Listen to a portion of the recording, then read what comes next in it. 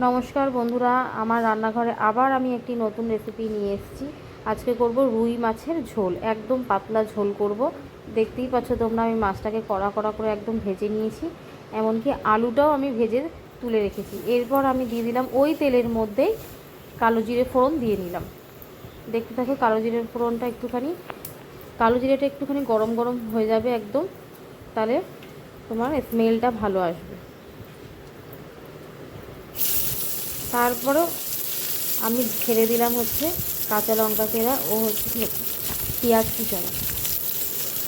পেঁয়াজ কুচানোটা অবশ্যই তোমরা একটুখানি ভাজা ভাজা হবে, তারপরে তোমরা মশলাগুলো ব্যবহার করবে। দেখো, আমি একটুখানি নেড়ে চেড়ে নিলাম যাতে সব পেঁয়াজগুলো যাতে একটুখানি ভাজা ভাজা হয়ে যায়। দেখতে থাকো তোমরা, যতক্ষণ পেঁয়াজ ভাজাটা না হবে আমি মশলাগুলো অ্যাড করবো না।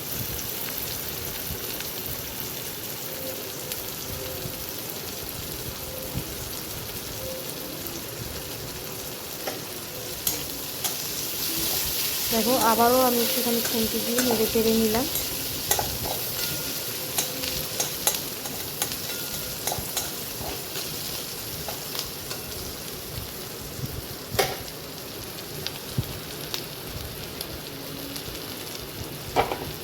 দেখতে থাকো তোমরা।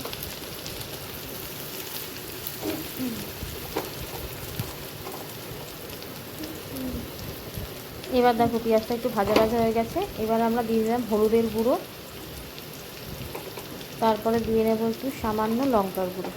অবশ্যই এটা কাশ্মীরি লঙ্কার গুঁড়ো, ঝাল হবে না, তাও আমি সামান্য দিয়েছি। এরপর আমি দিয়ে নিলাম জিরের গুঁড়ো, তারপর আমি একটু দিয়ে নিলাম সামান্য পরিমাণে ধনে গুঁড়ো। তোমরা যে যেরকম যতটা পরিমাণে করবে ততটা পরিমাণে দেবে। আমি নুনও দেখতে পাচ্ছি, নুনটা আমি দিয়ে নিলাম। এবার আমি একটু খুন্তি দিয়ে নাড়াচাড়া করে নিলাম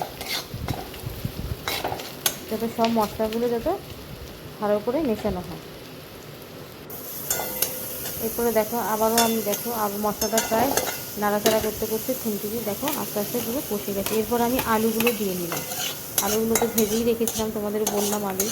এরপরে আমি খুন্তি দিয়ে আবার মশলার সাথে আলুগুলোকে ভালো করে একটুখানি নেড়ে চেড়ে নিচ্ছি যাতে একটু মশলাটা কষানো হয়। আবার যেহেতু মশলাটা ঘন হয়ে আসছে, তাই আমি সামান্য পরিমাণে একটু জল দিয়ে আবারও আমি একটু নেড়ে চেড়ে নিলাম।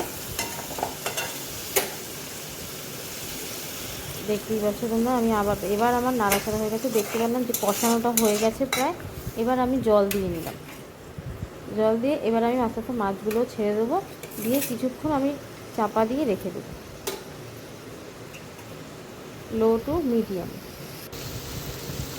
দেখো, দেখতেই পাচ্ছ আমি আলুগুলো পুরো সেদ্ধ হয়ে গেছে, আর পুরো মাছটাও পুরো রেডি হয়ে গেছে। এবার আমি জল দিয়ে নিলাম, দিয়ে যতটা পরিমাণে ঝোল লাগবে সেরকম জলটা দিয়ে নেবে। মাছটা আমি উল্টে পাল্টে নিলাম। দেখো, মাছগুলোকে আমি উল্টে পাল্টে দিলাম।